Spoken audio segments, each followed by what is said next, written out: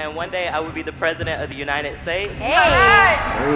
But don't clap for me because after I say what I have to say, y'all won't be clapping for me. I feel like you can't even say anything about you're preaching to the black community in a room full of white people. I was at an HBCU last night. You're preaching about the black community in a HBCU last night. Well, take that message back to the HBCU. I already did. I did. It's live stream. Well, take it back. So you're wrong. So you just tried to say something that's not true. This is where this is probably where I disagree with him. Thank you for being here. What's your name? Okay, my name is Quinn Thomas, and one day I will be the president of the United States. Hey! But don't clap for me because after I say what I have to say, y'all won't be clapping for me. I came here not with the idea to yell or to protest or do any of that because I just wanted to learn and hear what other people of opposing ideology had to say. Give them a round of applause for that. But I thought I would be here at something more open where we could all have conversation. I felt like I was just being attacked every 20 seconds with the language and the rhetoric that you guys use. I always love listening to these type of discussions. And the reason I do is not because I like to see college kids get schooled or they get destroyed. It's because I love to hear their arguments and how they present what they have. Because if y'all don't know me, I don't have a dog in the fight. I'm not really on one side or the other. But what I do is I'm very fair. I'll sit here, I'll listen to what they have to say. And if I agree, I'll tell you, I agree.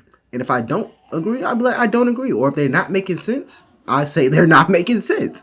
So it's so interesting that every time I watch these videos, the student rarely makes sense. But let's see what he has to say. Like Candace, what? Like Candace, I feel like for you, I feel like you can't even say anything about you're preaching to the black community in a room full of white people. I was at an HBCU last night. You're preaching about the black community in I was at an HBCU last night. Well, take that message back to the HBCU. I already did. I did. It's live stream. Well, take it back. So you're wrong. So you just tried to say something that's not true. You're trying to paint the room as if there's all white people here is not, and you're trying to make it seem like I'm afraid to go speak to my community, and you're wrong. He said you're preaching about black people in a room full of white people. And this is where this is probably where I disagree with him.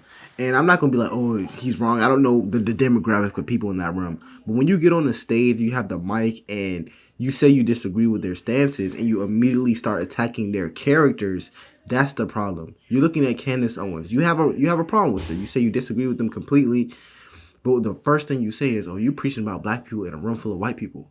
What does that have to do with her message? Let's say she is preaching about black people in a room full of white people. I don't know what she said. I don't even know the message she said in this. Like I said, I don't know what she's talking about. But let's say she is preaching about black people and it's 100% white people in that room. Is what she's saying false? Is what she's saying inaccurate? Is what she's saying detrimental to the black community? And if it is false, if it's inaccurate, if it's detrimental, if it's hurting us, call out those points. But don't get on the mic and just immediately start attacking her character as if she's not worthy to be on that stage right now. As if she's not worthy to talk about what she's talking about. As if she's wrong. Because if she is wrong, it would go a lot further for the people in that room and the people watching me right now or the black people back home. It would go a lot further for her too if you said, Candace, you said these specific points about the black community. This is wrong because of this. The numbers show this. Doesn't that make more sense? But anyways. It'll be shut down. Candace, I clearly know that you have taken this message on the road to HBCU. Last night. As I learned from you, because before today I didn't know who you were. But what I was saying was, Candace, is I don't feel. If you didn't know who she was before today, how don't you agree? Y'all, I don't be making this up, y'all.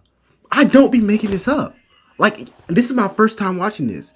The video started. He said they wasn't going to be clapping for him after he had to say. You just heard of her yesterday or today or whatever. How do you already dislike her? You don't even know what she stands for. Now it sounds like I'm like anti the student or pro Candace Owens. I don't even know what she said. I'm going straight off of the last 1 minute and 27 seconds I've watched of this video, and he's already not making sense. Like you could have that conversation here in a room full of white people. Because of liberals. Because they kept interrupting why us. do you feel like we have to be segregated? Why do you feel like we have to be segregated from white people? But back to my question to somebody who I know, because I don't know you. Some future president. Donald Trump Jr. Yeah, Donald Trump Jr. My question is, how do you support your father for the things that he said, such as he believes that you should grab women by the... He didn't say that. I want to say something. I want to say something. Let me do it. That's a ridiculous question, first and foremost. Because I'm sure you've never said anything bad. Are you mad? Are you mad? I'm sure. But you just called liberals bitches, right? But you're mad. You're mad. You're mad. First and foremost, actually, since we're bringing up HBCU, somebody asked this question and she asked it respectfully because she wasn't trying to. I honestly thought this would be like a productive video. I honestly thought this would be like a real like debate. But this student, he didn't come to debate. He didn't come to debate. He came to attack their characters. And I see that a lot in these type of discussions when you can't prove someone wrong. Rather than trying to prove them wrong, you start attacking who they are as people. You start attacking what they stand for. Not the points they stand for, but what they stand for in the depths of their soul. And I see that a lot. And Charlie Kirk says something that I hear a lot, and I don't really know what it means. Like, oh, because they're in a room full of liberals. I don't necessarily even know what liberal stands for. When I hear that, I think of, I guess, the Democratic Party, and I don't think it's anything inherently wrong with being a Democrat or a liberal or a Republican. I mean, it's just what you view. It's a stance. It's a stance at the end of the day. But when he said that, I thought, like, what made you say that right there? What made you say, well, they're a room full of liberals? And now I kind of see where he's coming from. Because if the people in that room were anything like this young man, where they just attack you as a person, they don't even care about what you're talking about for real, how could you say anything? How could you debate? You can't. Proverbs says you cannot argue with people who are fools. You can't argue with people who have menacing hearts. You can't.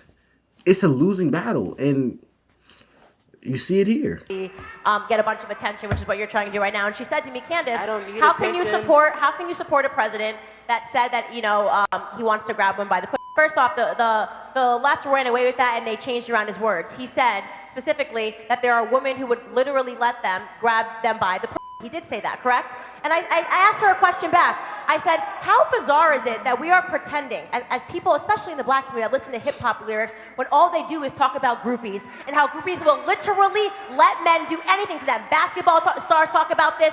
Rappers talk about this in their music. Jay-Z talks about this. Beyonce talks about this in her music, about girls that try to be up on Jay-Z and her man. Now all of a sudden we're all going, oh my goodness, I can't believe that men having a private conversation behind closed doors acknowledge the same thing, that there are women who act like that. So it's a fake question. You're acting like that's not something that we all know. But do you know? He didn't say he was going to go around and grab women by the You've taken that and you've made something that's not real and it's not true. He never said that. There's also a double standard.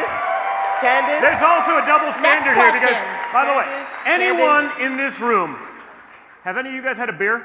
No, because I don't drink. So you guys are conservatives. So having a beer in high school or college would preclude you from public service later on in life.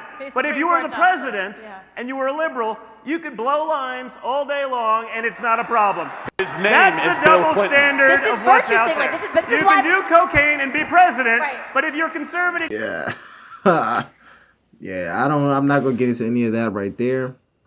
But what I will say is that student obviously had a motive when he went on the microphone, and he already didn't like them, which is crazy to see because he didn't even know Candace Owens. He didn't even know what she stood for. He said he just found out about her, and I don't remember exactly, either that day or the day before. He just said that he already is beefing with her.